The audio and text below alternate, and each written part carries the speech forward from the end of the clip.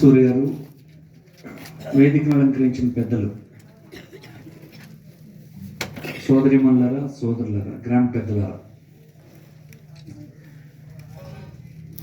ఇది చాలా మంచి సంస్కారం. అన్నిటికంటే ఊరు వాళ్ళకి నేను హృదయపూర్వకంగా నా అభినందనలు తెలియజేస్తాను. ఎవరైనా మన ఊర్లో ఒక పిల్లడు, ఒక పాప, ఒక అమ్మాయి, ఒక అబ్బాయి ఏదైనా ఒక విద్యలో ఉన్నత స్థాయికి వెళ్తే గుర్తించి అభినందించడం అనేది గొప్ప సంస్కారం. అదే కోరుకుంటారు ఎవరైనా. ఏ వృత్తిలో ఉన్నాడైనా, ఆటలే కాదు, పాటలే కాదు, ఏ వృత్తిలో ఉన్నాడు కూడా సమాజంలో నాకు గుర్తించాలి అని కోరుకుంటారు మనసులో.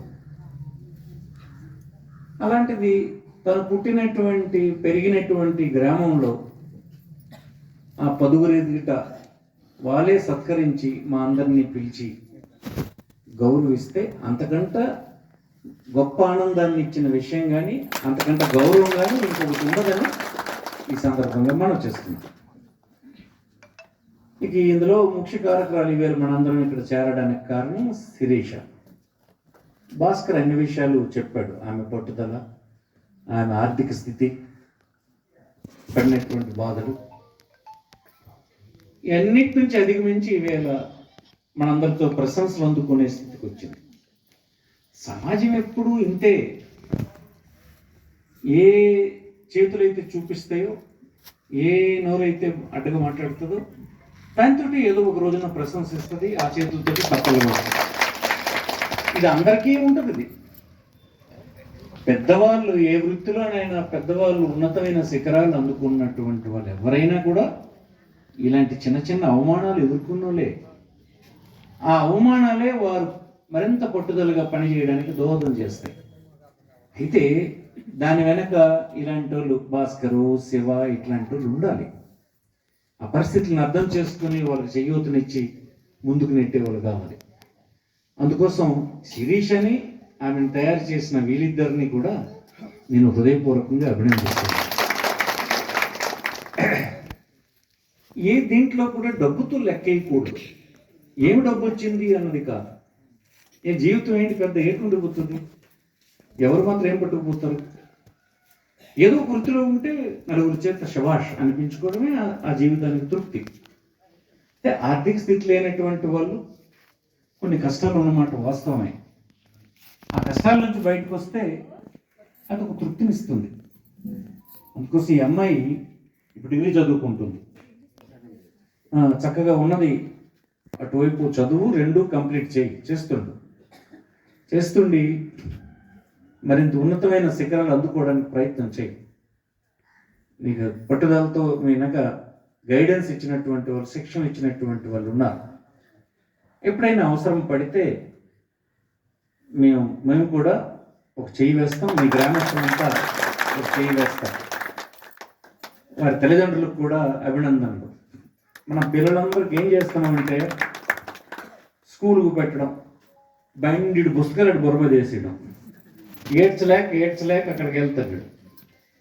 తీరాడు వస్తే మళ్ళీ ప్రైవేట్, అలిసిపోయి వచ్చి పడుకుని పోతాడు. వాళ్ళ బాల్యం అంతా మనం తినేస్తున్నాం. ఏంటైపోతున్నాడు? ఏంటంటే గంజిని చదువుతుంది అంతే కదా. ఇంజనీర్ అయితే అటు చూడకుండా అక్కడ రాసుకొని జీవితం ముగిస్తూ అవుతుంది. అదే నా జీవితం. ఓవరాల్ డెవలప్మెంట్ ఉండాలి పిల్లలకి. అన్ని విషయాల్లోనూ వాళ్ళు పెరగాలి. ఆరోగ్యంగా ఉండాలి, అవయవాలు అన్నీ పెరగాలి, జ్ఞానం పెరగాలి, ప్రపంచం ఏంటో తెలియాలి, సమాజం ఏంటో తెలియాలి, డిఫరెంట్ ఆలోచనలు ఏంటో తెలియాలి. అలా పెంచాలి పిల్లల్ని. సో ఈ అమ్మాయి ఇప్పుడు చూసారా, ఆ గురువుని పిలిస్తే కుర్చీ మంచి లేచి వెళ్ళిపోయింది. అవన్నీ ఎలా నేర్స్తాయంటే, ఇలాంటివి ఏదైనా ఒక విద్య వస్తే 10 మందితో కలిసి తిరుగుతుంటే ఎవరిని ఎలా గౌరవించాలి, ఏం గౌరవించాలి, ఇవన్నీ ఆటోమేటిక్ వస్తాయి. అది పుస్తకాలు చదివితే రావు. అందుకోసం మన పిల్లల్ని కూడా అనేక ఇతర అంశాల మీద మీరు పంపించాలి. అదంతా కూడా జ్ఞానమే. ప్రతిదీ జ్ఞానమే. చెట్టు ఎక్కడం జ్ఞానం, సైకిల్ తొక్కడం జ్ఞానం, చెరువు ఈత కొట్టడం జ్ఞానం. అలాగని స్లోతులో ఈత రాకుండా వెళ్ళిపోతే అన్ని అంశాలు నేర్పడం కూడా జ్ఞానమే. ఇది ఒక మార్షల్ ఆర్ట్. ఇది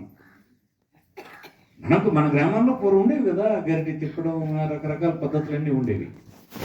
ఇవి ప్రపంచంలో గుర్తింపు పొందిన కొన్ని మార్షల్ ఆర్ట్స్ ఇప్పుడు ప్రపంచం అంతా పరిచయం అయినాయి. పిల్లల్లో ఆత్మవిశ్వాసాన్ని పెంపొందిస్తాయి. ఇప్పుడు శిరీష కొట్టిందంటే దిగ్గుమంటది. ఇప్పుడు అంత మజల్ పౌరానికి వచ్చేసింది. ఆ కాన్ఫిడెన్స్ డిఫరెంట్గా ఉంటుంది. అనేక మందితో కలుస్తుంటుంది. అన్ని పోటీల్లో అందరి మనస్తత్వాలు గ్రహిస్తుంది. అందులో ప్రవర్తించడం ఎలా అన్నది తెలుస్తుంది. ఇదే అసలు జ్ఞానం అంటే. పుస్తకాల్లో చదివినటువంటి అంశాలు చాలా తక్కువ జ్ఞానాన్ని ఇస్తాయి. బయట చూసి నేర్చుకున్నవే అనేక అంశాలు ఉంటాయి. మరి మన ఊర్లో వైస్ ప్రెసిడెంట్ ఉన్నాడు. వీడు ఇంత తెలివైనడా, అదే పెద్ద పోస్ట్ గ్రాడ్యుయేషన్ చదివాడు. ఇప్పుడు ఎంత తెలివైనడు. ఏది మాట్లాడాలి, ఏది మాట్లాడకూడదు, ఎలా ఇచ్చేయాలి, అవతలడికి ఎలా టోపీ వేయాలి, ఎదుటికి ఎలా టోపీ వేయాలి. చదువు, అదే చదువుతోటి వచ్చేవన్నీ లోక జ్ఞానం. మనం ఇతర విషయాలు తెలుసుకుంటుంటే వస్తాయి. అది ఎవరూ నేర్పనటువంటి జ్ఞానం. ఇవన్నీ పిల్లలకు అవసరమే. ఏదేమైనా ఒక చిన్న గ్రామంలో సాధారణమైన ఆర్థిక స్థితి కలిగిన కుటుంబంలో పుట్టినటువంటి శిరీష మనందరి అభినందనలు అందుకోవడం చాలా గొప్ప విషయం. ఆమెకు నా అభినందనలు, మనందరి అభినందనలతో సహా భగవంతుడు ఆశీస్సులు ఉండాలని, జీవితంలో ఇతర సందర్భాల్లో భగవంతుడు తోడు ఆమెకు ఉండాలని కోరుకుంటూ మరొకసారి అభినందనలు తెలియజేస్తూ, ఎప్పుడు మేము చేయగలిసిన సాయం ఏదున్నా ఆ అమ్మాయికి మేము సాయం చేస్తామని తెలియజేస్తూ సెలవు తీసుకుంటాం. నమస్కారం. మనకి ఇవాళ ఇంకో ప్రోగ్రాం ఉంది. ఆసరా పెద్ద ప్రోగ్రాం ఉంది. మీది కూడా ఒప్పంగిలో వస్తుంది.